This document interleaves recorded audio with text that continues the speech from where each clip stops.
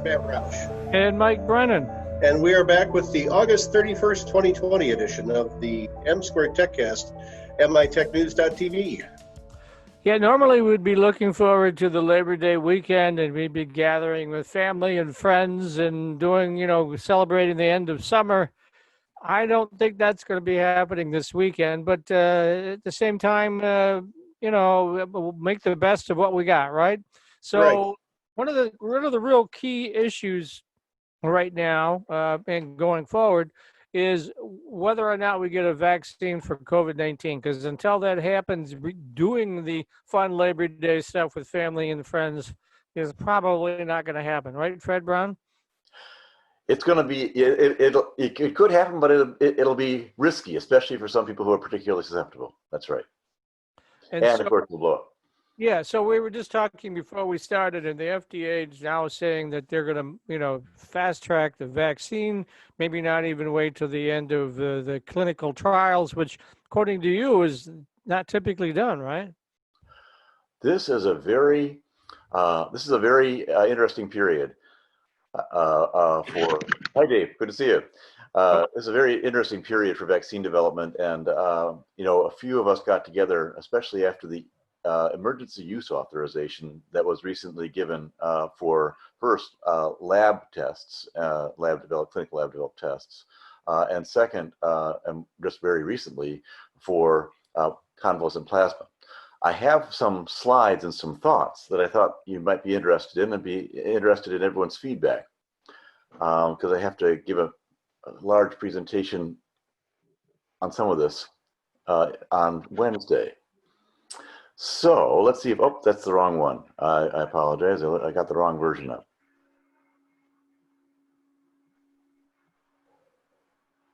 Well, we're happy to give folks a sneak peek at your presentation. Thank you. No extra charge. No extra charge. Yeah. So this is. Let me just show you quickly. We have. I'll go through this fast, and then you guys can sort of get a sense of it. So let me put it on slideshow. So basically, we've got what looks like in the future to be drug cocktails, and you can see that they're basically three big areas that they were working on. One is antivirals, and we have remdesivir already, as you know. It's for late-stage people, people who are trying to reduce their stay in the hospital from 14 to 10 days, basically.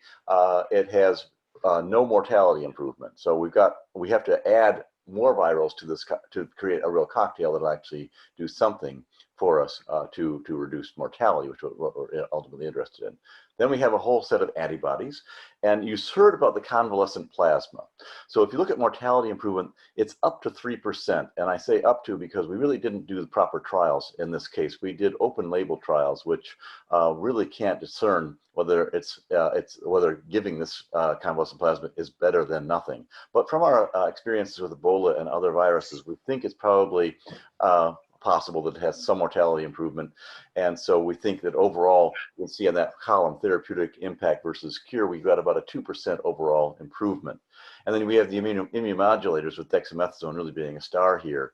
But overall, when you add all these cocktails together, we think we're having an impact on therapeutically on COVID to date of about 5%. And you add that then to other clinical methods, care pathways, off-label, prescribed pharmaceuticals to date, and we're likely still under 20% overall improvement. But when you consider the fact that this disease has only been with us for 8 months, that's pretty good. And of course, this doesn't disclude the opportunity that we may actually have some blockbusters in the future. So the big question that we had as epidemiologists, virologists, and I do a lot of work in drug development, and I'm working with one of these companies, so I got to be a little bit careful about what I say. But our big question is, what about this? What about this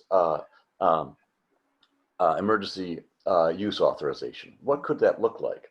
So right now, the administrators started warp speed vaccine timelines.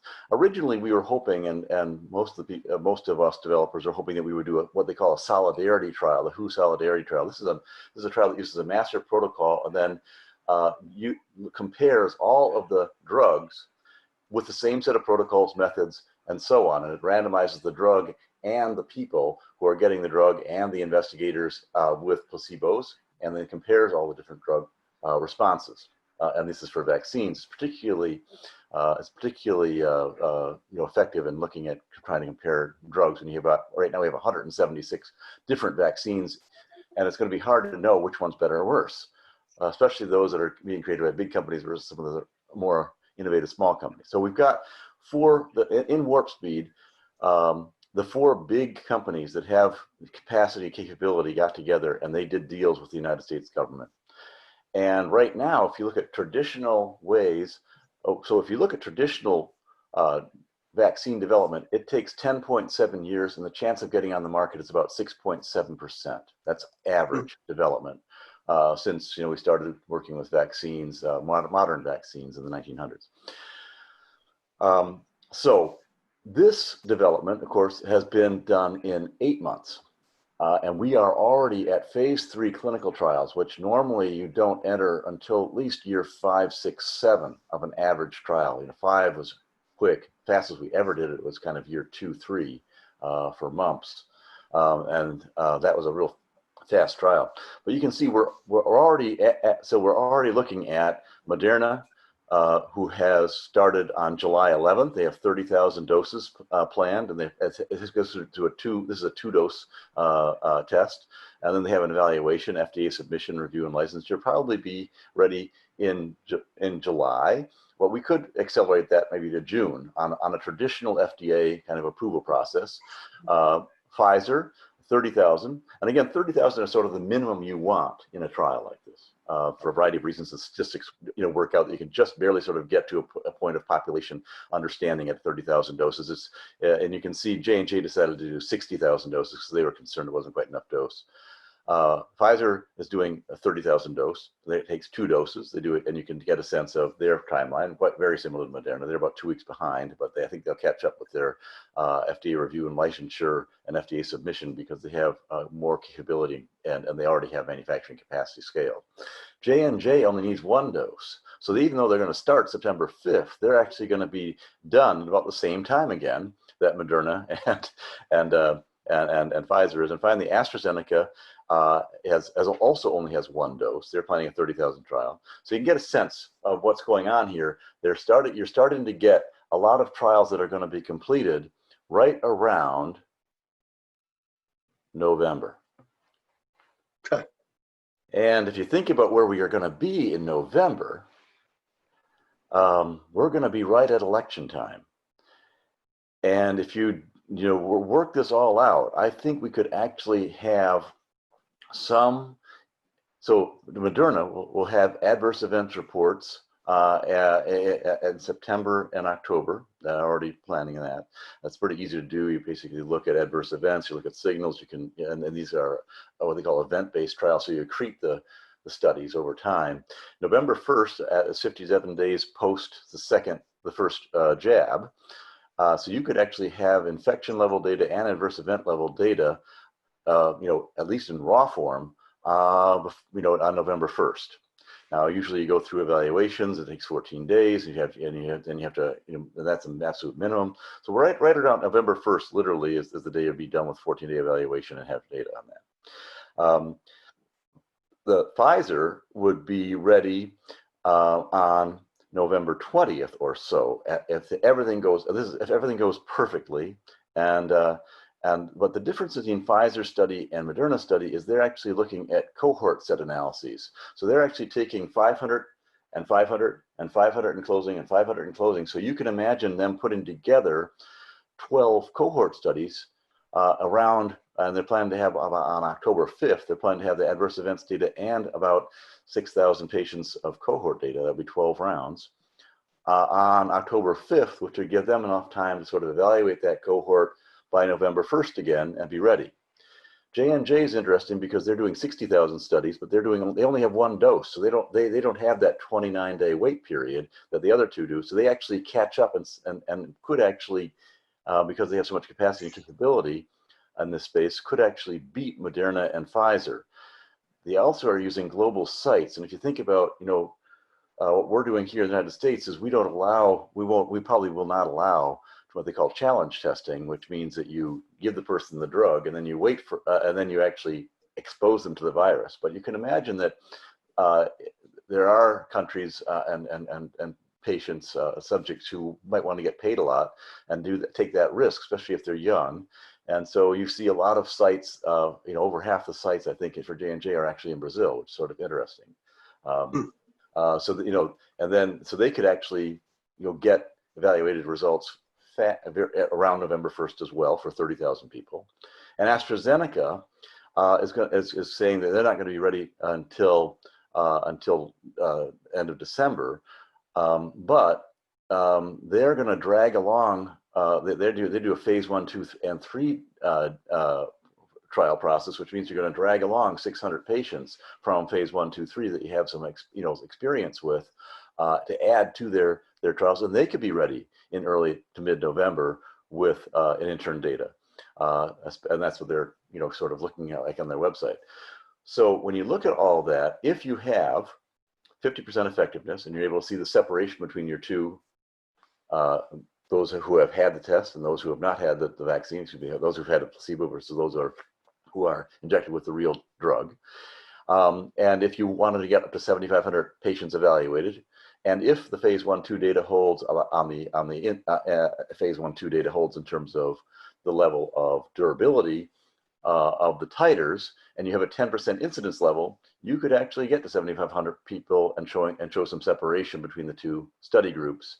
And at that point, if you show safety, the EUA, really raw guidelines are, this is for things that have been demonstrated to be safe, that we're wondering about our effectiveness. And that's really designed for tests and drugs that are out there that you want to try on somebody else and they're pretty safe. It's not really designed for vaccines, but there's an awful lot, if you look at this timing, of pressure that's going to be imposed on the politicians and on the scientists at this point. You can imagine it kind of as you approach November 1st. What's interesting about this is that, of course, a lot of people will have voted already in mail. So a lot of them won't have the information about how the vaccine is doing at the end of October. So there's an extra sort of twist on this.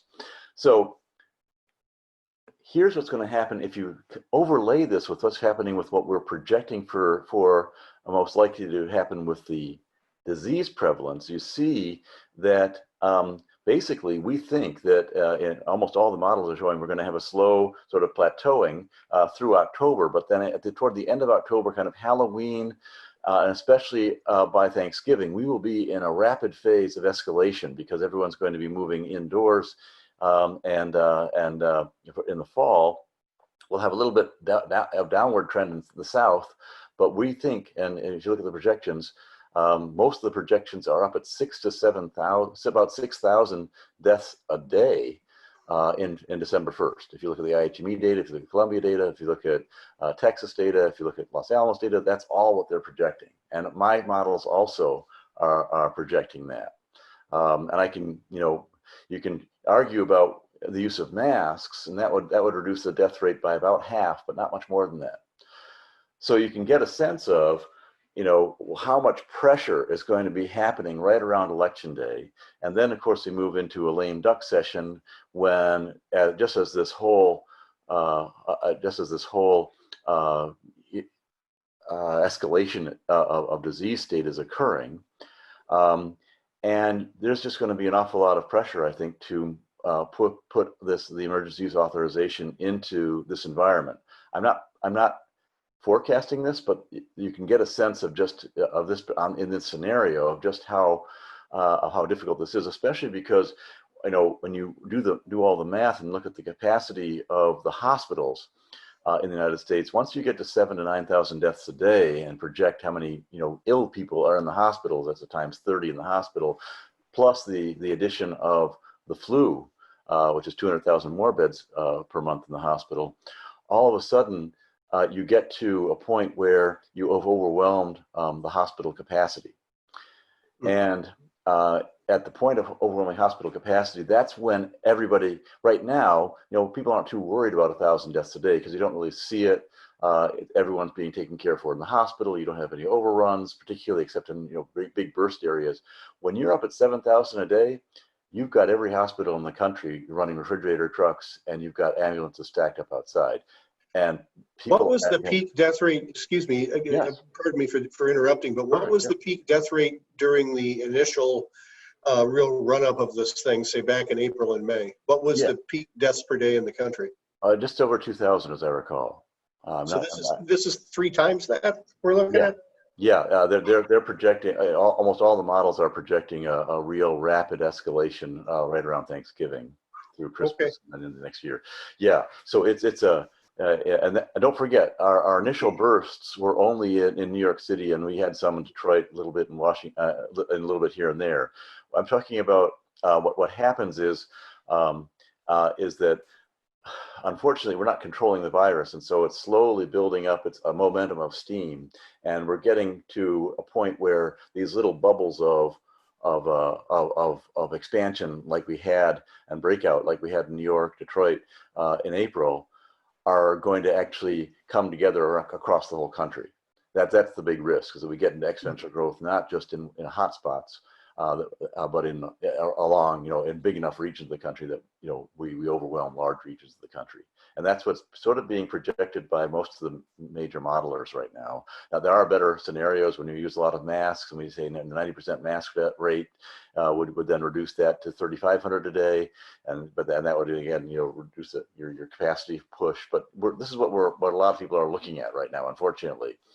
Now you can see if we actually have an effective vaccine, you could actually start to impact and push that curve back down again, especially if you give it to the healthcare workers on the front line, give it to some of the military, and then especially in April, May, if you've demonstrated effectiveness and safety for the susceptible populations, over 65s, especially over 70s, at that point you could really start to flatten the curve and push it actually down.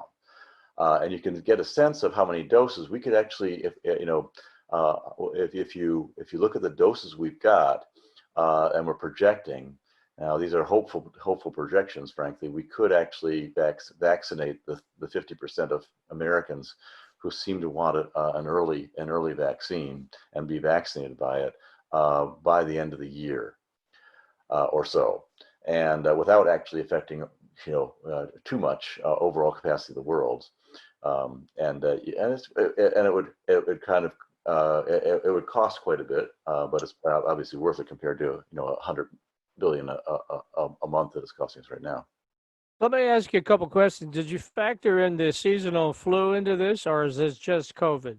This is just COVID. Throw in seasonal flu, and you get huge problems. Yeah, it's an extra 200,000 hospital beds a month.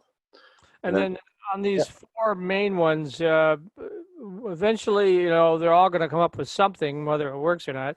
Do they then continue forward? I mean, we're not going to have one universal vaccine. We're still going to have multiple vaccines, right? Oh, yes, we'll have multiple vaccines. We'll need it for the capacity, and we'll also need it because these aren't going to be that effective initially, I don't believe. Let's take a look at that. The downside of doing EUAs this early, and frankly, on a little bit in a novel way, which you've never used before, is that you can see that here's the global gambits, right? China is started this. They're doing military inoculations with almost no data starting in June already, and that's sort of a phase. They're doing a phase 3 equivalent in their military, and they're having a lot of adverse events. The Russia approved Sputnik 5. That was a pretty innocuous adenovirus vector vaccine based on cold antigens, and so they put this into practice before they even tested 100 people in phase 2. So there's sort of an escalation here that's occurring, that the U.S. could fall into a trap of doing an interim evaluation of about 120,000 phase 3 subjects, and of that you might have 30,000 total, showing some effect, or waiting, and I can just imagine we're almost there. We'll just give it a little bit more chance. Don't worry about the fact a lot of people are dying, or that we're not doing, we're not wearing masks effectively or whatever. Just wait for the vaccine, and that can really cause a lot of challenges. And the Lancet actually came out, that's the major British medical journal, and it said, there is a danger, you can see the quote, there is a danger that a political and economic pressures for rapid introduction of a COVID-19 vaccine could lead to widespread deployment of a vaccine that is in reality only weakly effective. Perhaps because of misleading promising result from an underpowered trial. Underpowered, they mean not enough patients were tested, and all of a sudden they came to a conclusion that wasn't accurate.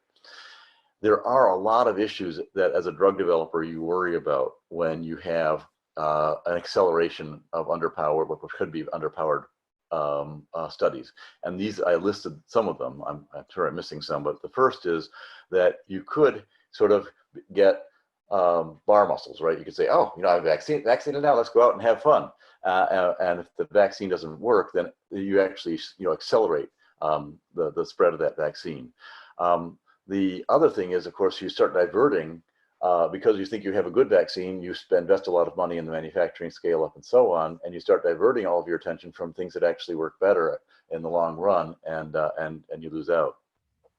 And of course, the third issue is right away you lose all your patients, right? Because as soon as you give a person an option, you can use this approved vaccine, or you can and have 100% chance of getting that vaccine, or I can put you as part of a trial, and there's only a 50% chance you're going to get the real stuff, and a 50% chance you're going to get saline solution.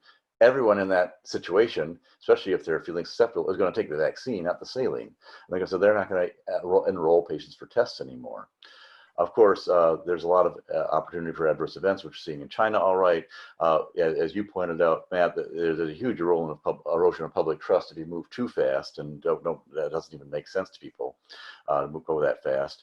And there's a whole bunch of other issues that you've got that we can, what it turns out that if you have a vaccine in place, and then you have to compare all the other vaccines to it, and suppose it's 20% effective, all of a sudden you're having to compare your better vaccines with something that's sort of weak, but it forces you to do an awful lot more testing, right? You can imagine trying to get that separation. It won't take 30,000 people, it'll take 100,000 people, and it delays everybody else, all the other perhaps better vaccine manufacturers in their trials, and it costs a lot more. And of course, there's huge socioeconomic and political disruptions when you have to pick winners and losers, saying, okay, we're going to take your vaccine, but not your vaccine. We're going to take this person to be vaccinated, but not that person to be vaccinated, and so on. There's going to be a lot of difficulty with that. And the faster you try to implement something like that, the more difficult and harsh the dislocations are. And of course, it's just exhausting, right? I mean, it's just very, very tiring to go through all these hype cycles all the time. And people are sort of staying up at night worrying whether the vaccine is going to work or not. So overall, what I think is going to happen, this is not a prediction, it's just a scenario of what is possible. If everything works brilliantly and continues to work brilliantly for the vaccine manufacturers, and everything goes perfectly all the way through, which so far, frankly, it's vastly exceeded my expectations. I thought they'd just be getting into phase 3 clinical trials now, and they were already in phase 3 clinical trials a month ago, and they've already enrolled over 25,000 patients in those phase 3 trials. That is shockingly fast. So you can get a sense of this is what could be. The real risk, as the Lancet said, is that we offer something up that doesn't work very well. And here's my sense of the other issues that are here. The first question is it, can we reduce transmission? And my sense of this is that we can probably reduce transmission by having a vaccine that works somewhat by 50 to 60%.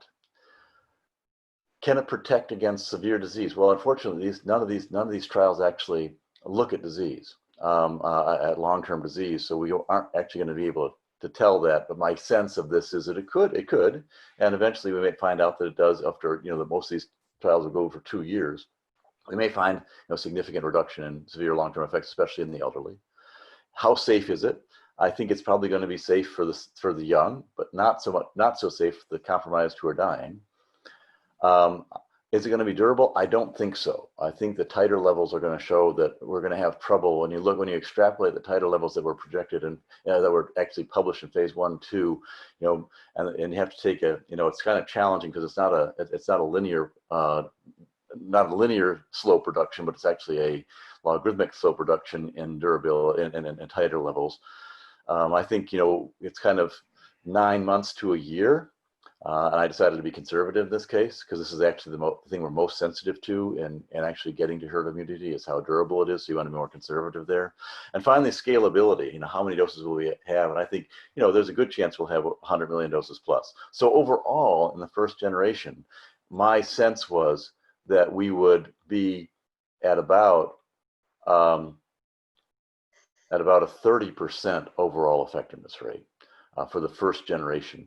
And I think that if we go through a normal progression of the FDA, kind of evaluation and a normal working of the number of patients and all the hiccups that occur with that, we'll probably have that first solution in July of next year for the general public, possibly a little bit earlier if we do EUA for some of the more important populations that get things in advance, like healthcare workers and first line people. Now, one of the things I read about the Spanish flu of 100 years ago was it went away in part because it mutated into a more flu-like, like the normal flu that we have. That's Do you right. think there's any chance that this the COVID will mutate into something easier to handle, I guess? I'm not Lethal? sure what Yeah, word to right. use, right? Well, Yeah. there were two effects. We're not sure which one was most important. The first one was it did mutate and did sort of get to be a little bit less virulent. And don't forget, our best estimates right now with the flu versus COVID is that COVID is about 100 times less mutable than the flu virus. So the mutation rate of COVID is around 1 times 10 to the 6th. 10 to the minus 6th, and for flu it's 1 times 10 to the minus 4th in terms of number of generations and so on. So it's about 100 times, our best estimates right now, about 100 times less mutation friendly. And that's because of the biology. The first issue is the flu virus has actually 4 DNA chains to mutate, and it mutates randomly within generations. Of course, this COVID only has 1. And the second is that COVID actually has an editor, which actually looks at every reproduction and looks and says, yes, this one is correct and this one isn't. Flu does not have an editor. So those two things cause it to be a lot less mutable. The other big factor in Spanish flu was we let it go so long that we actually got some herd immunity to it. Yeah. Okay. We only got about a minute left. What do you guys think? Was it interesting, or do you think Yeah, I think too that's speculative? fascinating. I mean, it's bleak as hell, but it's really interesting. I mean, 5,000-6,000 people a day bumping up against hospital capacity again, and not just in hotspots, but everywhere. That's not going to be a fun winter. No, it's really worrisome. We're worried about the countryside, especially people. The healthcare systems are more fragile. Traditional four-year students love Lawrence Technological University's thriving campus life, but LTU has always met non-traditional students' needs too. Lawrence Tech offers over 100 degree and certificate programs that can get adult students started or back on track. And most of our classes are conveniently offered evenings at our beautiful Southfield campus or online, so you can balance your social, family, and work life even while you power up your career. Lawrence Tech, where Blue Devils dare.